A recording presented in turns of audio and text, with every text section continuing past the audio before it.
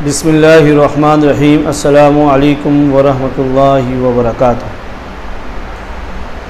आज हम दुआ के बारे में बात करेंगे। हदीस शरीफ के अंदर आता है, नबी पाक सल्लल्लाहु अलैहि वसल्लम की हदीस मुबारक है, अद्दुआ मुखुल इबादा, दुआ इबादत का मगज़ है। औ कमा क़ाल अलैहिस्सलातु वस्सलाम, नबी पाक सल्लल्लाहु अलैहि वसल्लम की ये मुबारक हदीस अगर देखें कि इबादत का मगज़, जैसे इंसान के अंदर अल्लाह ने मगज़ रखा है, ऐसे ही इबादत का मगज़ आप सल्लल्लाहु अलैहि वसल्लम ने दुआ को कहा। दुआ मुखुल इबादा, दुआ इबादत का मगज़ है।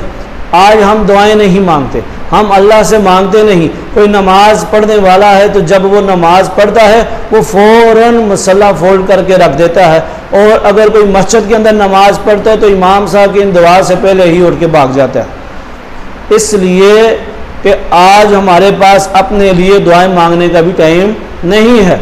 शरीयत के अंदर दुआएं मांगने का बड़ा हुक्म है, और अल्लाह कहते हैं, अल्लाह फरमाता है कि मुझसे मांगो मैं खुश होता हूँ, मुझसे मांगो मैं खुश होता हूँ।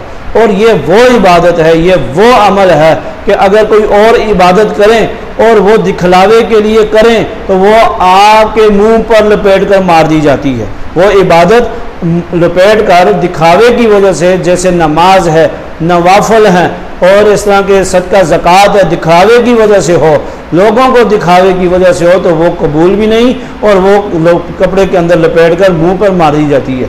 तो ये जो दुआ है, ये अगर आप दिखावे के लिए भी इतनी देर अगर हाथ खड़े किए हुए हैं और कोई देख रहा है और आप उसको दिखाने के लिए दुआ मांग रहे हैं और मांगी जा रहे हैं, चाहे आपके दिल में यह है कि आपको कोई देख रहा है या नहीं देख रहा। हाँ, अगर देख रहा है और आप दुआ और लंबी कर रहे हैं तो आपको इसकी कोई पकड़ नहीं है।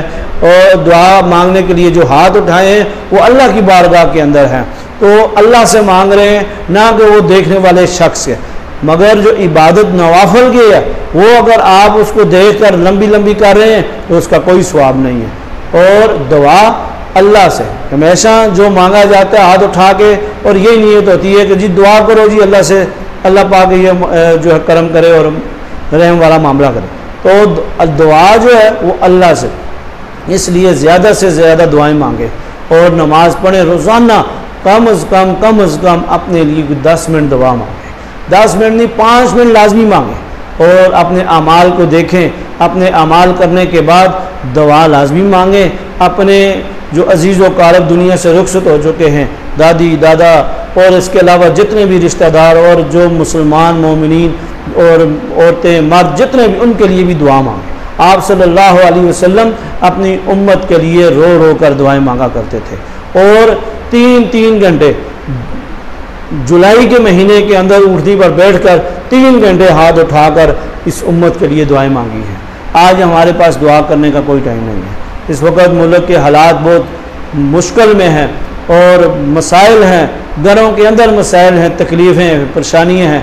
मगर जब भी परेशानी आती है, जब भी कोई दुख आता है, कोई मसला होता है, तो हम अल्लाह की तरफ जाने की बजाय दुनिया की तरफ दौड़ जाते हैं। इसलिए अल्लाह से दुआ मांगें। अगर आपको कोई परेशानी है दुआ मांगें, आपकी औलाद नाफरमान है दुआ मांगें, आपकी शादी नहीं हो रही तो अल्लाह से दुआ मांगें, और आपके कारोबार में रुकावट है तो अल्लाह से दुआ मांगें, आपकी औलाद की अगर बच्चों की रिश्तों की बंदिश है तो अल्लाह से दुआ मांगें, और आपका कोई भी दुनिया का काम रुका हुआ है तो वो उस काम की रुकावट को ख़त्म करने के लिए अल्लाह से दुआ मांगें। और अल्लाह जल्ला जलालहू तहज्जुद के वक़्त पहले आसमान पर आकर ये फरमाते हैं, है कोई मेरा बंदा जो मुझसे मांगे मैं उसको अता करूं। सबसे कीमती वक़्त वो तहज्जुद का वक़्त होता है। उस वक़्त हम सोए होते हैं और अल्लाह खुद पुकारते हैं, है मेरा कोई बंदा जो मुझसे मांगे मैं उसको अता करूं। तो उस वक़्त बहुत बाबरकत वक़्त होता है, और रो रो कर दुआएं मांगें अपने लिए, अपने घर वालों के लिए।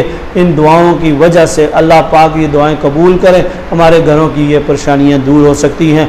आज अक्सर लोगों को जब हम मसाजिद के अंदर देखते हैं, जब सलाम और आम नमाज़ों को तो छोड़कर जुम्मतुल मुबारक की नमाज के बाद भी, हालांकि इतना मजमा होता है, जब इज्तिमाई दुआ करवाई जाती है तो अक्सर लोग उठकर भागते हैं, दौड़ लगा लेते हैं। देखें, घर जाकर दुआ मांगें तो फिर भी समझ आती है, इलादा इनफरादी दुआ मांगे फिर भी समझ आती है, ना इज्तिमाई दुआ मांगते हैं, ना इनफरादी दुआएं मांगते हैं, और फिर हम कहते हैं जी हम परेशान हैं। अल्लाह से मांगते भी नहीं हैं और अपनी परेशानियों का इजहार भी करते हैं। इसलिए हदीस के मुताबिक अद्दवा मुखल इबादा, दुआ इबादत का मगज़ है। इसलिए इस इबादत के मगज़ के जो है इसको समझना है, ताकि हमें इस दुआ की कदर हो, इस दुआ की अहमियत का पता हो, और हम दिल लगाकर, एक दुआ होता है मांगना, एक दुआ होता है पढ़ना, दुआ का रट्टा लगाकर लोग दुआएं मांगते हैं। अल्लाह से अच्छे अच्छे अल्फाज के साथ और दिल के साथ अल्लाह से दुआएं मांगें। ये अपनी परेशानियों के लिए, अपने दुखों के लिए, दर्दों के लिए, बीमारियों के लिए, अपने हर मसले के लिए अल्लाह की तरफ रुजू करें, अल्लाह से दुआ मांगें। कोई भी परेशानी हो, 2 नफल सलातुल हाजत पढ़कर अल्लाह से दुआ मांगें। और ख़ास तौर पर तहज्जुद के वक़्त उठें, उस वक़्त अल्लाह खुद पुकारते हैं कोई मेरा बंदा। अल्लाह तो हर वक्त सुनने वाली ज़ात है, और हमारे अंदर कमज़ोरी है कि आज दुनिया के दलदल की वजह से, दुनिया की हैरस की वजह से हमारे पास इतना टाइम ही नहीं है कि हम अल्लाह से मांगें। हम अल्लाह से मांगते नहीं, अल्लाह हमें फिर भी अता करता है। अल्लाह ने हमें सब कुछ दिया हुआ है, इसलिए दुआ मांगें जितना ज़्यादा हो सके। और दुआ इबादत का मगज़ है, और इसकी कदर व कीमत को समझें।